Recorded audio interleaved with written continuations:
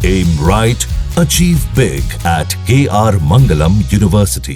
बिहार विधानसभा चुनाव से पहले इधर सियासी गोलबंदी शुरू हो गई है। बड़ी खबर आपको देते हैं, पिछली बार सीमांचल में अकेले दम पर 5 सीट जीतने वाली असदुद्दीन ओवैसी की पार्टी AIMIM इस बार महागठबंधन के साथ मिलकर चुनाव लड़ना चाहती है।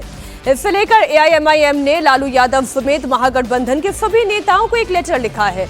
इसमें सेक्युलर वोटों का बिखराव रोकने के लिए महागठबंधन में AIMIM को भी शामिल करने की अपील की है। ओवैसी ने यह भी ऐलान किया कि उनकी पार्टी महागठबंधन में अपने लिए सीटें मांग रही है। अगर बात बन जाती है तो ठीक, और अगर नहीं बनती है तो फिर AIMIM पूरी ताकत के साथ चुनाव लड़ेगी। इधर आम आदमी पार्टी के संयोजक अरविंद केजरीवाल ने इंडिया अलायंस को झटका देते हुए बिहार की सभी 243 सीटों पर कैंडिडेट उतारने का ऐलान किया है। केजरीवाल की इस फैसले को तेजस्वी यादव के लिए झटका माना जा रहा है। तो आज पटना में आरजेडी और कांग्रेस की अलग अलग मीटिंग होने वाली है। इसमें बिहार विधानसभा चुनाव की तैयारियों पर मंथन होगा। लेकिन AIMIM की चिट्ठी ने बिहार की राजनीति में हलचल तो पैदा जरूर कर दी है। बिहार में महागठबंधन के नेताओं को AIMIM के बिहार अध्यक्ष ने लेटर लिखा। इसमें गठबंधन के लिए सेक्युलर वोटों को न बंटने देने का तर्क दिया गया। कहा यह गया कि अगर सेक्युलर वोटों में बंटवारा नहीं हुआ तो बिहार में महागठबंधन की सरकार बनना तय है। अख्तर उल इमान साहब ने आज राजद के राष्ट्रीय अध्यक्ष आदरणीय लालू जी को भी चिट्ठी लिखी, कांग्रेस के प्रदेश अध्यक्ष साहब को भी लिखी, दीपांकर भट्टाचार्य साहब को भी लिखी, CPI के भी लिखी, मुकेश सैनी साहब को भी लिखी, CPM को भी लिखी। सभी महागठबंधन के दलों को हमने लिखा है कि सेकुलर वोटों का बिखराव नहीं होना चाहिए। सीमांचली में पूरे बिहार में भाजपा मुक्त माहौल है और भाजपा को हराना हमारा ही मकसद है, आपका ही मकसद है।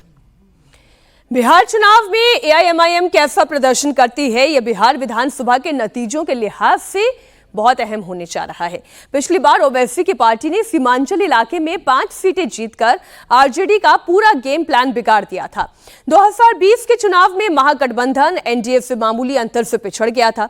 पिछली बार ओवैसी की पार्टी ने बिहार में कुल 1.24% वोट जीते थे। इस बार भी ओवैसी बिहार में किंग मेकर बनना चाहते हैं, इसलिए महागठबंधन में शामिल होने की वो कोशिश कर रहे हैं। ओवैसी महागठबंधन में एंट्री चाहते हैं, लेकिन आरजेडी के रुख को देखकर तो ऐसा नहीं लगता कि उनकी ये मांग पूरी होने वाली है।